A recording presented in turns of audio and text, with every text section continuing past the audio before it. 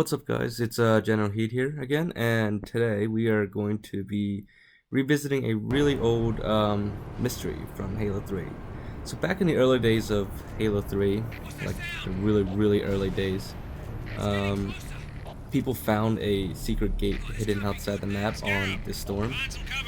So to visit that secret gate, you just start from the last rally point, and all you gotta do is just get out the map. And it's actually one of the easiest out of map tricks on Halo 3 campaign. But just follow this video right now, and then you can get out. So, anyways, the story of the secret gate. Basically, almost as soon as Halo 3 came out, people discovered this out of map glitch, and they also discovered that this gate outside the map. And you can pretty much search YouTube for the secret gate, and you'll come up with a bunch of old videos. Some of them are pretty, quality's okay. A lot of them were back when people used to use cameras to film their TV screens. So, you could find probably a bunch of those. So nobody back then really knew what the gate was. There were a lot of theories and a lot of explanations. And some of the explanations were actually almost spot on or pretty close to the actual reason why the gate exists. So we're gonna get to that in a little bit, but first let's show you what the gate is. I actually haven't done it for a long time, so we messed up a little bit here, but what you actually want to do is just come out here and do an elevator jump here. To do an elevator jump, you just simply walk into like a 90-degree corner and have someone stand on top of you, and the person on the bottom, while walking forward, just rapidly taps the jump button, and that will cause them to elevate up, so to speak. So once we're over that, you can see the gate is right there, just floating out there in the distance. It looks like a pretty average gate, ordinary gate in Halo 3. So, it's just weird that it's there. Another interesting about this gate is that it's not just just a standard gate. It's actually active, in that once you approach it, the gate actually opens. You don't have to push any buttons to open it. It's like a proximity or like a motion sensor or whatever. Once you get close to it, it just automatically opens up. And actually, I think, come to think of it, I think that's the only gate in Halo 3 in the entire game that actually has that kind of feature where it can automatically open. You can also jump on top of it and stand on it. It is totally solid, so it's not like a non-solid thing floating outside. But beyond that, there's really nothing else to the gate. The ground's not solid. If you fall off, then you'll die. But the gate itself is totally solid, as you can see, and it is scripted to open when players approach it. So people had a lot of crazy theories about the gate back then, kind of like the tri-gates from Halo 2. But ultimately nobody knew what the gates actually do, or why it's there. So we figured out why it's there. And what you want to do is just play through the storm normally until you get to the part with the hunters here. You can just ignore them, just continue on through. What's important is, and you need to do this with 2 people, I forgot to mention, but once you do it with 2 people, what you need to do is get as many rockets and fuel rods as you can, as well as the gravity hammer for the brute. I would also recommend you get deployable covers just in case, but that's not necessary. Anyways, once you have all that, what you want to do is just jump over that ledge back there. It'll take a couple tries, but you want to kind of crouch jump over it. Sometimes it can take you several tries. It all depends on your timing, but crouch jumping is the most important part. The next step is to come over here, and you want to move one of these crates. Doesn't matter which one, but just want to move them over to the wall over there. Use grenades as much as possible for this. Save your rockets and your gravity hammer. Use it sparingly. But once you have the crate moved, you can use the hammer to push a little bit up against the wall. But try to save the hammer as much as possible and your rockets. The good thing is you can you can kill each other and respawn with more grenades, so you can just keep doing that. Or you can just simply melee it. It doesn't move much when you just hand melee it, but after a while, if you're patient enough, it will move enough. Anyways, your goal here is to line it up against the wall so that you can use the crate to push a player past the barrier. You want to get to the very edge over there, but there is a barrier kind of in the middle-ish, but it's not like a totally solid barrier, it's more of an elastic barrier, so it is possible to push someone far enough through it.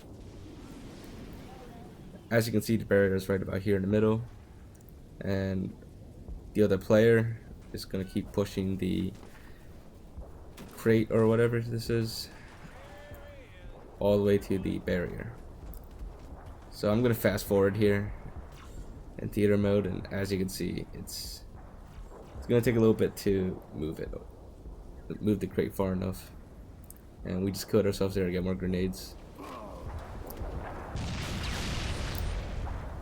See, with the grenades it's much better, and if you're going to use the grenades, make sure you also have the cowbell skull turned on, because that amplifies the explosions a little bit, making this a little easier. So we still have a little bit to go, and this is us pushing it with our hands.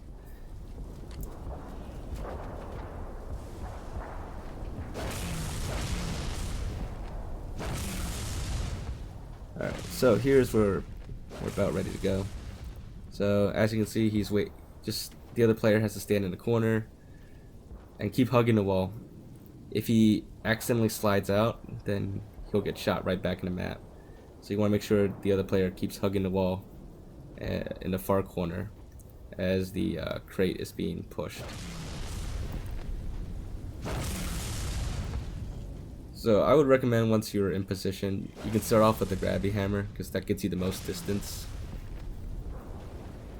And once the grabby hammer is all used up, you can switch to either your rocket launcher or a fuel rod.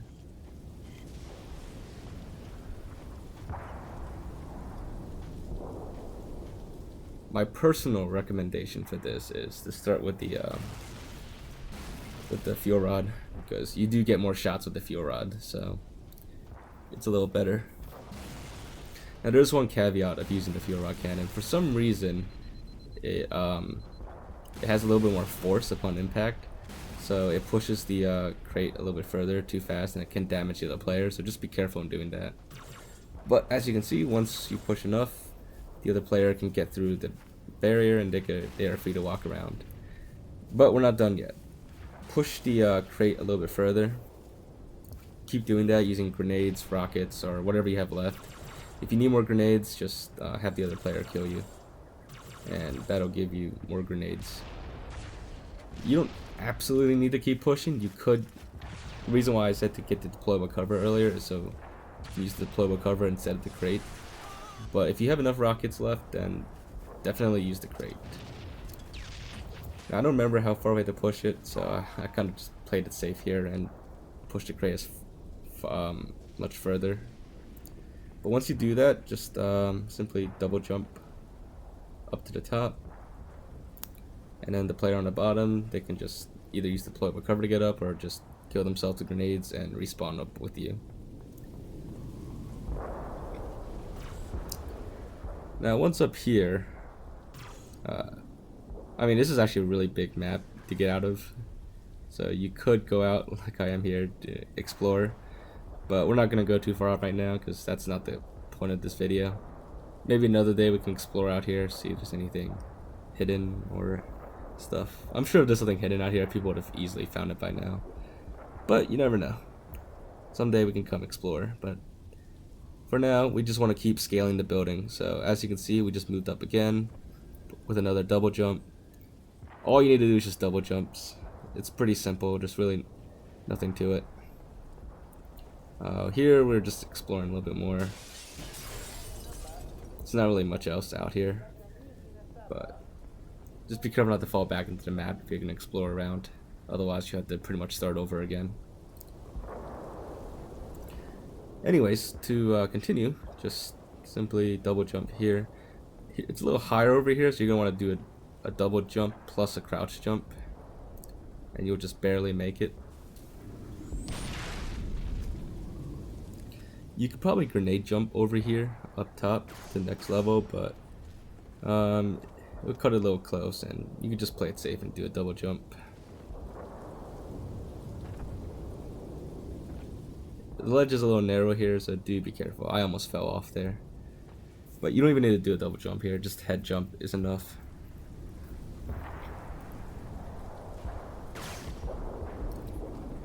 Now, as always, once you're outside the map and exploring around, there could always be death barriers anywhere, so have one person kind of go ahead a little bit while the other person hangs back a short distance, just in case the person in front hits a death barrier.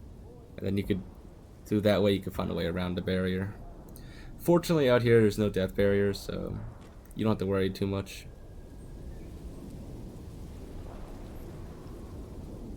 But anyways, we are pretty much here. So you can kind of see it already from my screen, but the secret gate actually has loaded.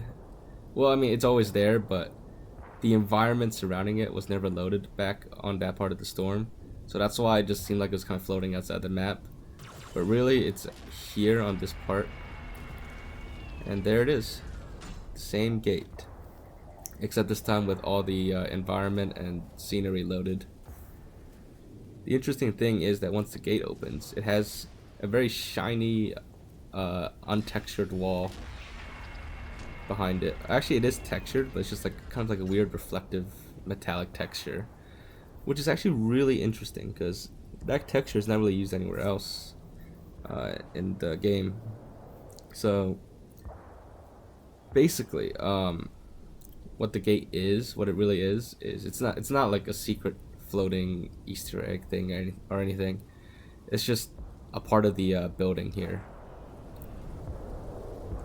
It's just the building was never loaded from that perspective, so you had to get to this part of the mission, load the entire part of the mission in order to see the gate from a normal perspective. So basically, the gate is just leftover. It's leftover. I don't know, an object, I guess you could say. But at some point, Bungie had planned to use this area for, like, I don't know, a part of the mission or something. Maybe enemies would come through, or you were supposed to go through into the building. But ultimately, they decided not to use it, so it was kind of left over. And since the gate itself is like an active object, sort of, it doesn't exactly load the same as the rest of the map scenery. As in, the gate itself is not like part of the scenery, part of the environment. It is like an actual object. That's why it's like spawned outside the map, while the rest of the map is not spawned. So all you have to do is just load it up to be able to see it. But yeah, so that's basically what the gate is, and the mystery behind it should be totally solved. And there should really be any more question as to what the gate actually is. But if you enjoyed this video, do make sure to rate, comment, and subscribe, and we will see you guys again next time.